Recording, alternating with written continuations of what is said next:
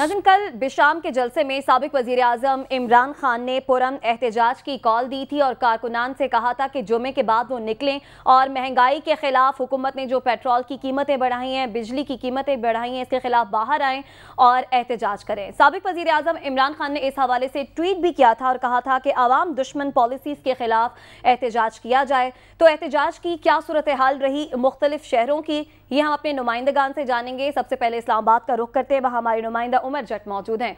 उमर, बताइएगा, साबिक वज़ीर आज़म इमरान खान की कॉल पर आवाम बाहर निकली, एहतजाज किया गया, उनकी जानिब से क्या सूरत हाल रही?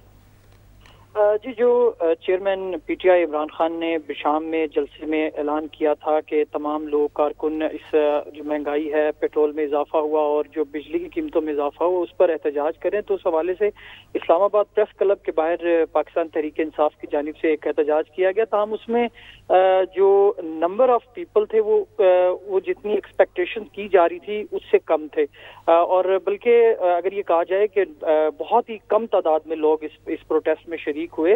गो के वहाँ पर लीडरशिप भी मौजूद थी। पीटीआई के मरकजी सेक्रेटरी जनरल असद उमर वहाँ पर आए, उन्होंने वहाँ पर खिताब भी किया कारकुनों के साथ, और अली नवाज अवान, नफीसा खटक, दीगर एमएनएस भी जो इस्लामाबाद के हैं वो वहाँ पर मौजूद थे। लेकिन लोगों की तादाद इतनी नहीं थी, खवातीन थी कुछ थे, तो तकरीबन अगर मैं कहूँ कि ये 80 to 90 तकरीबन लोग वहाँ पर मौजूद थे, 80 से 90 के करीब लोग मौजूद थे। इससे ज्यादा लोग एक्सपेक्ट करे थे, लेकिन इतने ज्यादा लोग वहाँ पर इकट्ठे नहीं हुए।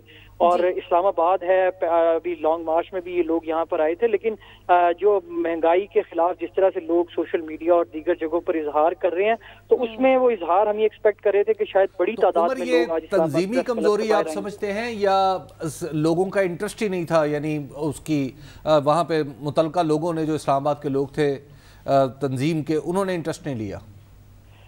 हबीब साहब, इसमें ये बिल्कुल सही है। आप इनके जितने भी अभी प्रोटेस्ट और जितने भी ये अभी लॉन्ग मार्च से ले लें, तो सबसे बड़ा मसला तंजीमी सतह पर आ रहा है, और शायद जो यहाँ पर तंजीम के लोग हैं वो लोगों को इस तरीके से गैदर नहीं कर पा रहे।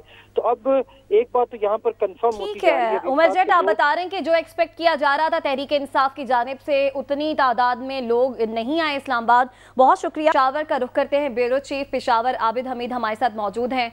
आबिद, आप बताइएगा, पेशावर की क्या सूरत हाल रही? साबिक वजीर आजम इमरान खान की कॉल पर आज लोग निकले होंगे यहाँ पर भी? देखिए, बिल्कुल लोग तो निकले थे, और जैसे इस्लामाबाद की सूरत हाल थी कुछ वैसी ही मिलती जुलती सूरत हाल पेशावर में भी। पेशावर को जो है वो पीटीआई का गढ़ कहा जाता है। अभी साहब तो कई बार आ चुके हैं, उनको अच्छी तरह अंदाजा है। लेकिन जो हमने देखा है यहाँ पर 11 एमपीएस यहाँ से मुतफिक हुए हैं, 3 मिनिस्टर के हाथ हैं पीटीआई के। लेकिन जो आज लोग इमरान खान साहब की जो कॉल थी उस पर जो निकले, उनकी तादाद इंतहाई कलील की, बल्कि अगर मायूस हुई तो उनको उंगली पर गिना जा सकता था वो गलत ना था।